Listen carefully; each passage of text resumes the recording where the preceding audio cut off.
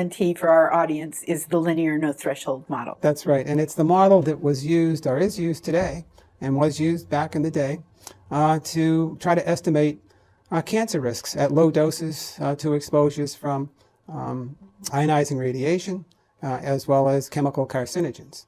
And the belief system at the time that I grew up in was that there was really no safe level of exposure to a carcinogen, whether it was chemical or ionizing radiation. It was really a straight line drawn to zero and to the origin of the graph that you were looking at. And it had become, during that time period, the belief system and regulatory position of agencies such as the US EPA. And it has maintained a more or less a 50-year, so to speak, uninterrupted regulatory position by the U.S. government, by the U.S. EPA, and I might add that as the U.S. EPA went, the rest of the world went.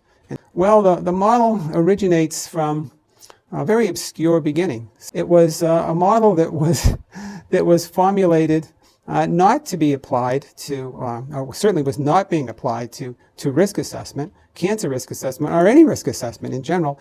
They were really trying to figure out the mechanism of what? The mechanism of evolution.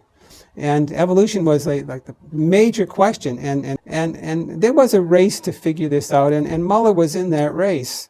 They threw everything at their little fruit fly Drosophila except the kitchen sink. They hit that Drosophila with radon, with X-rays. They hit it with chemicals as well?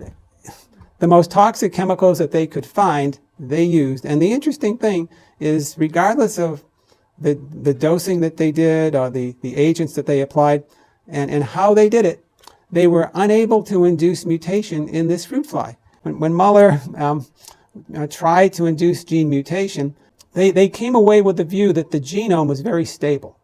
It was very hard to induce gene mutation.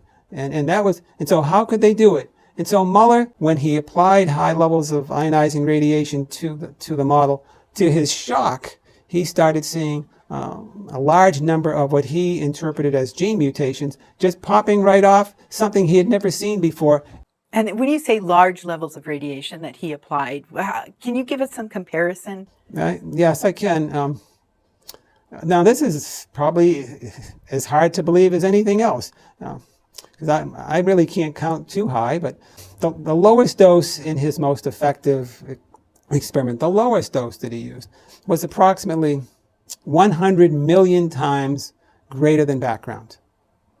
Wow. 100 million. Now, his next highest dose was twice that level, so it was 200 million times background. So Muller, when he induced gene mutation in his study, he was giving those animals 100 million times greater than background.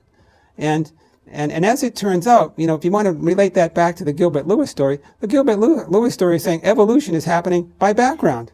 And so Muller, in his opening round, major finding, he's induced what he calls gene mutations with a whopping dose. And you might say, well, what happens to a fruit fly when you give 1,000,000 times, 100 million times, not a million would have been a low dose, right? 100 million times greater than background. That this group out in California, they see the paper and they seize upon it, and they propose that, wow, that how we think evolution came to be was through mutation, and it came through cosmic and terrestrial radiation that was hitting the Earth and organisms at some relatively low level, but constant level, and that we believe that's me characterizing what they wrote in their 1928 paper in the journal Nature, that in fact that cosmic radiation and terrestrial radiation was the cause, the mechanism of evolution, and it was due to mutation.